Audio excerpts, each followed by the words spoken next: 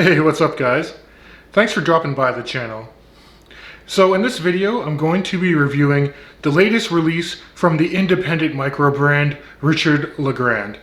This is actually a company that was on my radar since about 2018 when they released a Mark II Odyssey, which was a value-packed, vintage-inspired dive watch that I think gained a lot of attention in the watch enthusiast community. Now, closer to the end of last year, they announced the Mark III Odyssey, aka the Oceanfarer, on my wrist. And I gotta say, I love this pastel blue color. And compared to the Mark II, they also added an upgraded high beat movement. They made the case size a little more compact and added more refinement to the bracelet as well. Now, all of these extra features do come at a slightly increased cost. Full retail on this watch is $369 US, but if you did pre-order it in December, it came in at that $300 price point. Now, Richard LeGrand was kind enough to send in this watch for the review, and I have to be completely transparent with you guys. I do get to hang on to this watch after the video is over. But I don't think that's going to affect my initial impressions and assessment of this watch. I just want to let you guys know that. So, is this Mark III Odyssey a significant upgrade from last year's model? Well, let's flip perspectives and I'll show you the unboxing and full review.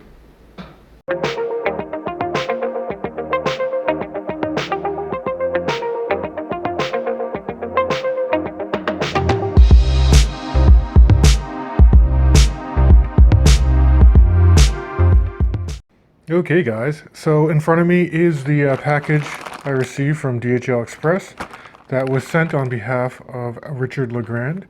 So let's open this guy up and see what the packaging for the new watch is like.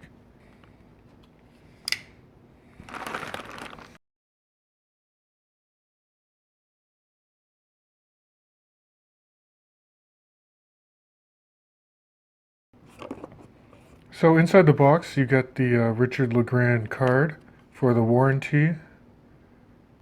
So really nice quality leather watch roll. A nice buckle to secure the roll.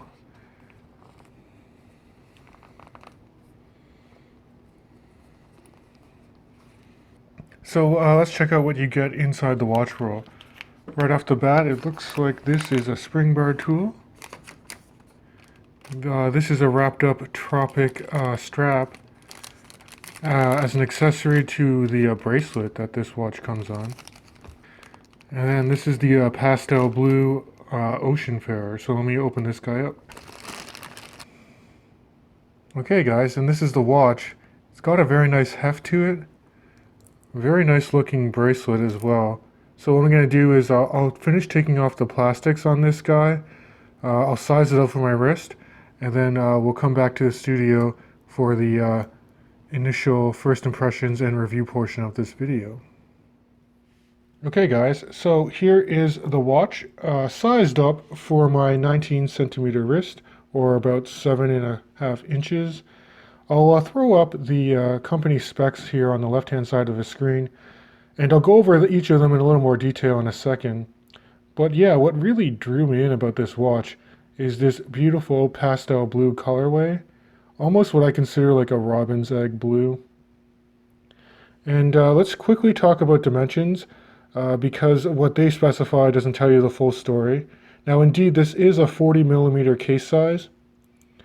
Flipping to the side, you do get a lug-to-lug of 46mm, but if you factor in these male end links that flare out past the lugs just a little bit, I think the true lug-to-lug is closer to 50mm, and I'll discuss this on the bracelet in more detail later.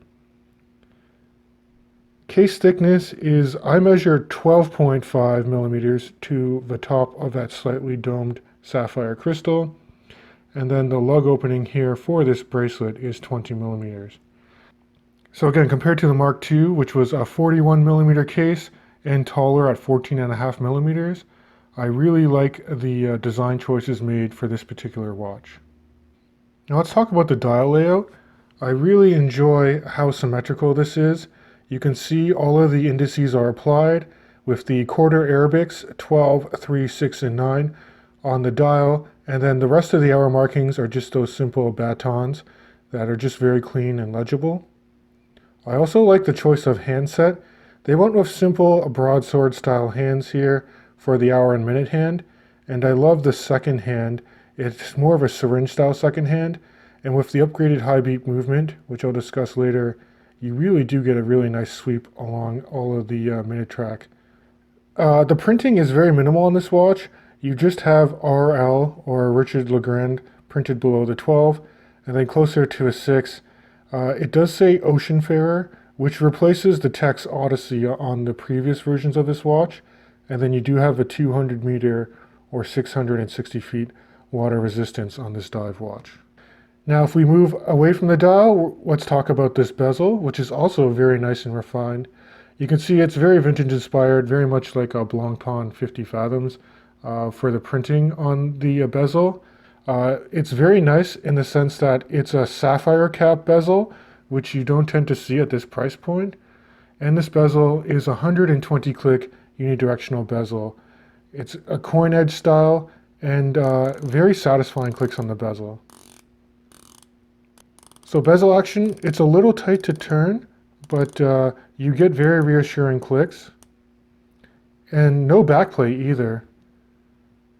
The alignment on the bezel with the indexes is also fairly spot on too. And let's talk about low light legibility, because not only do you have BGW9 Luminova applied to the indexes and handset, all of the markers on the bezel also have BGW9. So I'll throw up a low light shot just so you guys can see how well it's applied. I'm quite impressed with how well this BGW9 glows. It seems to glow for a fairly long time, and I really appreciate that they went with blue BGW9 to match the pastel blue of a dial. Okay, so let's talk about one of the biggest upgrades to this timepiece, and that is they moved away from the Seiko NH35 from the Mark II, and they went with, for this version, a high beat Miyota 9039 4 Hertz movement, which is 24 joules, has about a 42-hour power reserve. And with this type of movement, you can typically expect a deviation of no greater than -10 to +30 seconds per day. But I've been blown away over the past 2 days on my wrist and just sitting in my watch box dial up. This watch has only gained about 2 seconds per day. The other notable feature about this particular movement in this configuration, being a no date dial watch, is that there is no ghost wheel position like you would find on a Seiko NH35. You unscrew it to manually wind it in its neutral position, and then if you pull it out, you only have that one position which you can hack the movement. So again, no ghost date position, which is phenomenal. You can hack the movement, you can manually wind it, and again, this movement has been keeping excellent time. Moving on to case finishing, Richard LeGrand went with pretty much a purely brushed finish on this watch, except you do have some nice polished bevels to transition from the side of a case to the tops of the lugs here. And I do like the lines and how they kind of truncated the lugs here too. So there's no sharp or hot spots anywhere on the head of this watch. It's done to a very high level. And then other refinements include this bracelet, which the links are quite small and they articulate very well. You can see, except for the solid end link here, you can fold this bracelet completely over. The links used in this bracelet is actually very familiar to me. It's very reminiscent of the Zelos swordfish bracelet that I've reviewed in the past. And this watch did ship from Singapore, which is where Zelos watches ship, and I mean that as a compliment, but it wouldn't surprise me at all if they use the same factories for the bracelet. Even things like this watch roll and extra strap are very reminiscent of Zelos brand dive watches. Now, continuing with this bracelet to the class, I think they did a good job refining this from the Mark II. There's way more micro adjustments, so you have 6 layers of micro adjustment. The clasp is done to a very high standard. It's not too bulky. You have a fold over security with the Richard LeGrand logo here. And then you have twin trigger release to a nice milled out swing arm here. And then let's talk about the last refinement, which is the end links of this bracelet. And the reason why it kind of flares out a little is because you can see that there's actually quick release pins on the end links here. So you can actually pinch the two quick release pins to quickly remove the bracelet, and then you could also throw it on the supplied Tropic rubber strap. Now I will quickly touch on this Tropic rubber strap. To be honest, I'm not really blown away by it. It's fairly supple. I found the length was fairly short, but they definitely did a very nice job with this buckle here. You can see that it's brushed and it has polished bevels, similar to the case of the watch. And I do want to mention the case back because I'm very impressed just with the 3D etching that they were able to do for this case back. So the Richard LeGrand logo here looks like a diver's bell with crossing anchors, and it's really well etched in. It's almost likened to an Omega Seamaster when they do a seahorse engraving and then they have a wave pattern there. It's not as refined as that, but they do an excellent job. Okay guys, so here's a wrist shot of the Oceanfarer III from Richard LeGrand on my 19cm wrist. As you can see, proportions on this watch are very, very good. The bracelet is comfortable, and the watch profile is much lower than the previous Mark II version of this watch. Okay, so before I wrap up this video, I do want to mention some very minor nitpicks, some small negative aspects about this timepiece. So for the first thing I'll mention is that I just find that the overall font on pretty much the dial and bezel is a little bit small, but that's a very small nitpick, I would say. The only negative aspect I can think for this upgraded high beat Miyota 9039 movement is that you have that one-way rotor winding. So if you flick it, sometimes you'll hear that rotor wobble like you typically do for most Miyota 8000 or 9000 series movements. But overall, I don't really mind that too much. I just want to make you aware of that fact. And the last minor gripe I have with this watch is with sizing this bracelet. And I've known people commented on this in previous iterations of this watch as well.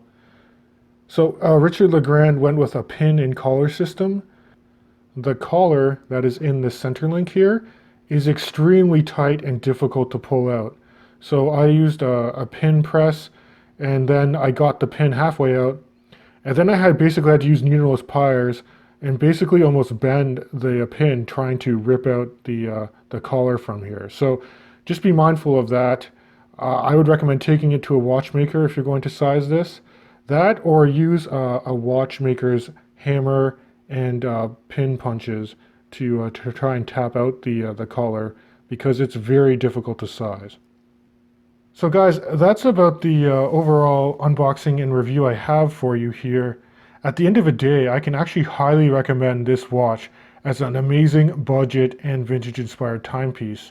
As it stands, for early 2020, this is my favorite dive watch to come from a micro brand at this time. But guys, please let me know what you think in the comments below. I love to see your feedback, and as always, I'll catch you guys in the next video.